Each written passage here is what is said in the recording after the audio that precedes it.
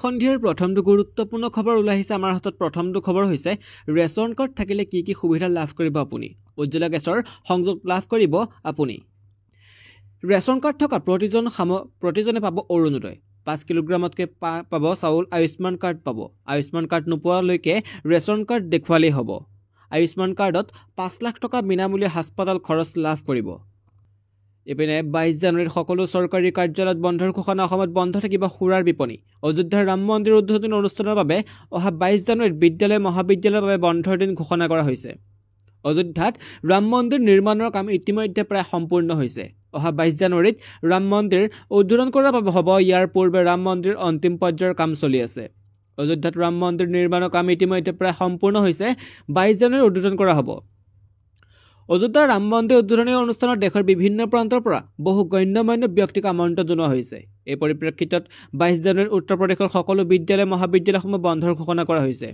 এই দিনটোত সুৰাৰ দোকানসমূহ বন্ধ ৰখা হ'ব এতিয়া গোৱা চৰকাৰেও ৰাজ্যৰ সকলো বিদ্যালয় মহাবিদ্যালয়ক ছুটি দিছে ইফালে অসম চৰকাৰেও 22 জানুৱাৰীত ড্ৰাই ডে ঘোষণা কৰিছে এই দিনটোত ৰাজ্যত সুৰা বিপণীবোৰ বন্ধ ৰখা হ'ব ইয়াৰ উপৰিও কেবিনেট বৈঠকৰ অন্তত সংবাদমেলত ভাষণ দি গোৱাৰ মুখ্যমন্ত্ৰী প্ৰমোদ সাৱন্তই কয় যে অহা 22 জানুৱাৰীত বিদ্যালয়সমূহৰ লগতে চৰকাৰী কৰ্মচাৰীসকলৰ চৰকাৰী বন্ধ থাকিব 2024 চনৰ 22 জানুৱাৰীত অযোধ্যাত ৰাম মন্দিৰ উদ্বোধন কৰা হ'ব এই অনুষ্ঠানত আয়োজিত কৰাৰ বাবে সকলো প্ৰস্তুতি প্ৰায় সম্পূৰ্ণ কৰা হৈছে উত্তৰ প্ৰদেশ আৰক্ষীৰ বিশেষ টাস্ক ফৰ্চে অযোধ্যাত নিৰ্মিত ৰাম মন্দিৰ কমপ্লেক্স নিৰাপত্তা সম্পূৰ্ণৰূপে গ্ৰহণ কৰিব উত্তৰ প্ৰদেশৰ মুখ্যমন্ত্ৰী যোগী আদিত্যনাথৰ নিৰ্দেশত ৰাজ্যখনৰ পৰিবহণ বিভাগে অযোধ্যাত অনুষ্ঠিত হ'ব লগা বিভিন্ন অনুষ্ঠানত প্ৰয়োজন সাপেক্ষে টেক্সি আৰু পৰ্যটক বাছৰ যান-বাহন সংৰক্ষণ আঁচনি আৰম্ভ কৰিছে ইপিনে মহিলাসকলৰ বাবে এটা বহুতে ভাল খবৰ এটা আছে ৰাজ্যৰ 39 লাখ মহিলাক চৰকাৰে দিব 10,000 টকা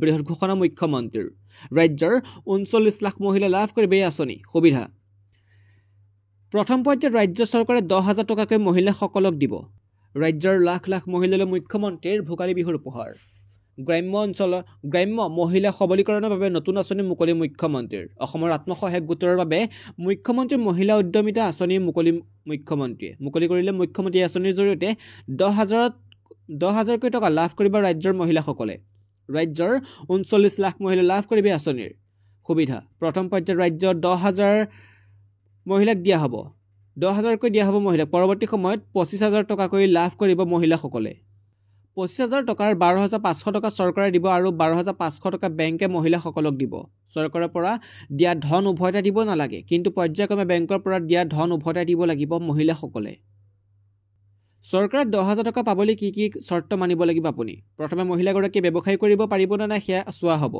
দ্বিতীয়তে মহিলাগৰাকী নিজৰ ছোৱালী সন্তানক স্কুললৈ পঠিয়াম বুলি লিখিত প্ৰতিশ্ৰুতি দিব লাগিব সাধাৰণ শ্ৰেণী আৰু OBCৰ মহিলা 3টা সন্তান থাকিলে লাভ কৰিব এই আঁচনিৰ সুবিধা আনহাতে মৰাণ মটক আৰু চাহ জনগোষ্ঠী অনুসূচিত জাতি আৰু অনুসূচিত জনজাতি মহিলাসকলে 4টা সন্তান থাকিলেও লাভ কৰিব এই আঁচনিৰ সুবিধা আনহাতে এই আঁচনিৰ সুবিধা লাভ কৰা মহিলা জন্ম নিয়ন্ত্ৰণৰ প্ৰতিশ্ৰুতি চৰকাৰক দিব লাগিব লগতে অমৃত বৃক্ষ আন্দোলনত মহিলাসকলে ৰোপণ কৰা গছপুলিৰ বৰ্তমানৰ ফটো দিব লাগিব 18 জানুৱাৰীৰ পৰা 25 জানুৱাৰীৰ ভিতৰত এই আবেদন পত্ৰ দিয়া হ'ব প্ৰতিগৰাকী মহিলা স্থানীয় পঞ্চায়তৰ পৰা লাভ কৰিব প্ৰপত্ৰ মুখ্যমন্ত্ৰী মহিলা উদ্যমিতা আঁচনিৰ বাবদ চৰকাৰৰ ব্যয় হ'ব 40,000 কোটি টকা শীঘ্ৰেই কৰ্মচাৰীসকলৰ দৰমহা বৃদ্ধি হ'ব কেন্দ্ৰীয় বাজেটত আহি আছে এটা ডাঙৰ খবৰ কৰ্মচাৰীসকলক কেৱল ফিটমেন্ট ফেক্টৰ ভিত্তিতে দৰমহা দিয়া হ'ব ফিটমেন্ট ফেক্টৰ বৃদ্ধি হ'লে কেন্দ্ৰীয় কৰ্মচাৰীৰ দৰমহা স্বয়ংক্ৰিয়ভাৱে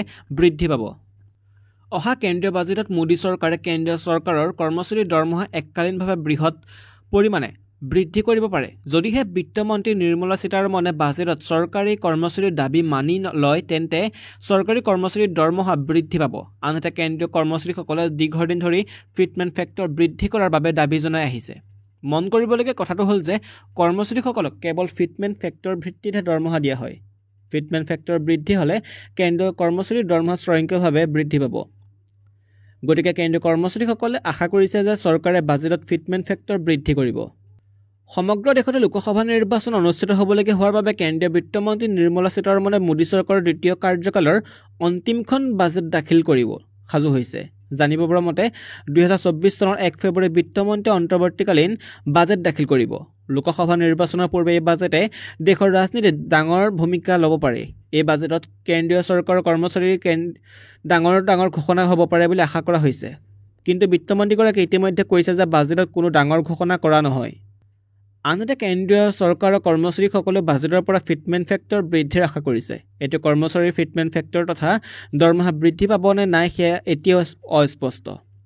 উল্লেখনীয় যে বৰ্তমান কেন্দ্ৰীয় কৰ্মচাৰীৰ ফিটমেণ্ট ফেক্টৰ 2.57% অৰ্থাৎ যদি তেওঁ 4,200 গ্ৰেড পেত 15,500 টকা বেছিক পে লাভ কৰে তেন্তে তেওঁৰ মুঠ দৰমহা 15,500 পূৰণ 2.57 অৰ্থাৎ 39,835 টকা হ'ব। এতিয়া কৰ্মচাৰীসকলে চৰকাৰৰ ফিটমেণ্ট ফেক্টৰ 3.68লৈ বৃদ্ধি কৰিবলৈ দাবী জনাইছে। যদি এই দাবী পূৰ্ণ কৰা হয় তেন্তে কৰ্মচাৰীসকলৰ ন্যূনতম মজুৰি 18,000 পৰা 26,000 টকালৈ বৃদ্ধি পাব। ইয়াৰ দ্বাৰা প্ৰায় 48 লাখ কেন্দ্ৰীয় চৰকাৰৰ কৰ্মচাৰী উপকৃত হ'ব। কিন্তু চৰকাৰে বাজেটত ফিটমেণ্ট ফেক্টৰ বৃদ্ধিৰ কথা ঘোষণা কৰিব পৰা নাই, সেইটো লক্ষণীয় হ'ব। নতুন হিট এণ্ড ৰান আইনৰ বিৰুদ্ধে মটৰ শ্ৰমিক ইউনিয়ন কৰ্মবিৰতিৰ ফলত স্তব্ধ ৰাজ্যৰ যাতায়াত ব্যৱস্থা। আজি পুৱাৰে পৰা 5 বজাৰ বন্ধ যাত্ৰীবাহী বাছৰ লগতে অ'লা উবেৰ চলাচল। বন্ধ হৈ পৰিছে চিলিণ্ডাৰ তেল পৰিবাহী বাহনৰ চলাচল। স্তব্ধ হৈ পৰিল পৰিবহণ ব্যৱস্থা। অসম মটৰ শ্ৰমিক ইউনিয়ন আৰু পেট্ৰলিয়াম মজদুৰ ইউনিয়নৰ কৰ্মবিৰতিৰ ফলত স্তব্ধ হৈ পৰিছে ৰাজ্যৰ সকলো যাতায়াত সেৱা। অসমৰ উত্তৰ পূৰ্বত 48 ঘণ্টাৰ বাবে কৰ্মবিৰতি ঘোষণা কৰা হৈছে, অৰ্থাৎ দুদিনৰ বাবে স্তব্ধ হৈ পৰিব যাতায়াত ব্যৱস্থা।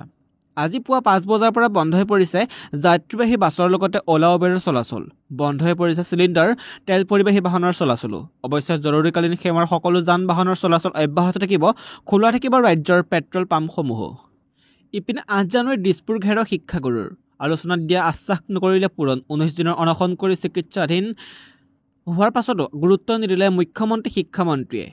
অহা 8 জানুৱাৰীত দিছপুৰ ঘেৰাও কৰিব সদৌ অসম অপ্ৰাদেশিকৃত শিক্ষক কৰ্মচাৰী সংস্থাই। পুৱা 10 বজাৰ পৰাই কাৰ্যসূচী ৰূপায়ণ কৰিব ভেঞ্চাৰ স্কুলৰ শিক্ষকসকলে। দিছপুৰ ঘেৰাও কাৰ্যসূচীত ৰূপায়ণ কৰোঁতে যিকোনো নজৰবিহীন ঘটনা সংঘটিত হ'লে তাৰ বাবে কেন্দ্ৰীয় চৰকাৰ মুখ্যমন্ত্ৰী ডক্টৰ হিমন্ত বিশ্ব শৰ্মাৰ ৰাজ্য চৰকাৰ জগৰীয়া হ'ব বুলি সকিয়নি দিছে সদৌ অসম অপ্ৰাদেশিকৃত শিক্ষক কৰ্মচাৰী সংস্থা।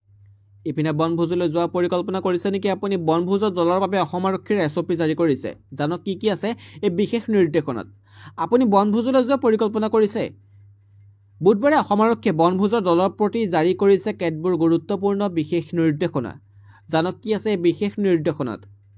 বুধবাৰে দেৰগাঁৱত হোৱা বনভোজ দলৰ শোকাবহ বাছ দুৰ্ঘটনাৰ পিছতে ৰাজ্যত তৎপৰ হৈ পৰিছে আৰক্ষী প্ৰশাসন। বুধবাৰে অসম আৰক্ষীয়ে বনভোজৰ দলৰ প্ৰতি জাৰি কৰিছে কেতবোৰ গুৰুত্বপূৰ্ণ বিশেষ নিৰ্দেশনা। এই বিশেষ নিৰ্দেশনাসমূহ হৈছে বনভোজলৈ যোৱা বাহনসমূহত যাতে ভিৰ নহয় সেইটো নিশ্চিত কৰিব লাগিব। বনভোজলৈ আশে পাশে অবৈধ সুৰাৰ ব্যৱসায় কৰিব নোৱাৰিব। বনভোজলৈ যোৱা বাহনসমূহৰ চালকসকলে বাহন চলোৱাৰ পূৰ্বে কোনো ধৰণৰ মাদক দ্ৰব্য সেৱন কৰিব নোৱাৰিব। বাহনসমূহত উচ্চ স্তৰত সংগীত বজাব নোৱাৰিব। সূৰ্যোদয়ৰ পূৰ্বে আৰু সূৰ্যাস্তৰ পিছত বনভোজ দলৰ যাতায়াত বন্ধ হ'ব লাগিব। স্থানীয় আৰক্ষীক বনভোজৰ ভ্ৰমণৰ উৎসৱ স্থান আৰু লক্ষ্যস্থানৰ সবিশেষ আগতীয়াকৈ অৱগত কৰিব লাগিব। স্থানীয় আৰক্ষীক এটা তদন্তকাৰী গোট গঠনৰ পৰামৰ্শ আৰু যদি প্ৰয়োজন হয় তেন্তে গাঁওৰক্ষী বাহিনীৰ সহায় লৈ বনভোজস্থলীত অবৈধ সুৰাৰ ব্যৱসায়ী আৰু অবৈধ কাম কাজৰ নিৰীক্ষণ কৰাৰ পৰামৰ্শ। স্পৰ্শকাতৰ বনভোজস্থলী আৰু ইয়াৰ আশে পাশে পৰ্যাপ্ত পোহৰ ব্যৱস্থা কৰাৰ পৰামৰ্শ। বনভোজস্থলীত পৰ্যাপ্ত পাৰ্কিং স্থানৰ ব্যৱস্থা কৰাৰ পৰামৰ্শ দিয়া হৈছে। বনভোজ দলৰ বাহনৰ চালকে জোতা পিন্ধাটো বাধ্যতামূলক। বনভোজৰ দলসমূহ কুঁৱলীৰ সময়ত যাত্ৰা নকৰিবলৈ পৰামৰ্শ দিছে এই SOPত। 155তকৈ ভূমিকম্পত জোকাৰি গ'ল জাপানক, বাঢ়ি আছে মৃতকৰ সংখ্যা। জাপানৰ প্ৰধানমন্ত্ৰী ফুমিঅ' কিচিডাই জনোৱা মতে বিস্তৰ ক্ষতিসাধন হৈছে ভূমিকম্পত। যুদ্ধকালীন তৎপৰতাৰে উদ্ধাৰ আৰু সাহায্য অভিযান চলাইছে জাপানৰ চৰকাৰে। এটা দুটা নহয় 155তকৈ ভূমিকম্পই জোকাৰি গ'ল জাপানক। সোমবাৰে ক্ৰমাগতভাৱে 155তকৈ ভূমিকম্পই জোকাৰি গ'ল জাপানক। 155টা ভূমিকম্পৰ জোকাৰণিৰ ভিতৰতে 6টা প্ৰবল ভূমিকম্প আছিল। প্ৰলয়ংকাৰী ভূমিকম্পৰ ফলত কেইবাটাও ঘৰ ক্ষতিসাধন হোৱাৰ লগতে ভূমিকম্পত এই পৰ্যন্ত 48জন লোকৰ মৃত্যুৰ বাতৰি পোৱা গৈছে। জাপানৰ প্ৰধানমন্ত্ৰী ফুমিঅ' কিচিডাই জনোৱা মতে বিস্তৰ ক্ষতিসাধন হৈছে ভূমিকম্পত। যুদ্ধকালীন তৎপৰতাৰে উদ্ধাৰ আৰু সাহায্য অভিযান চলাইছে জাপান চৰকাৰে। ভূমিকম্পৰ ফলত বহু লোক গৃহহীন হৈ প্ৰচণ্ড শীতৰ মাজতে কটাবলগীয়া হৈছে। বিমান জাহাজ ব্যৱহাৰ কৰি ক্ষতিগ্ৰস্ত লোকক তাৎক্ষণিকভাৱে পানী, খাদ্য, কম্বলকে ধৰি অত্যাৱশ্যকীয় সামগ্ৰীৰ যোগান ধৰিবলৈ নিৰ্দেশ দিছে প্ৰধানমন্ত্ৰীয়ে।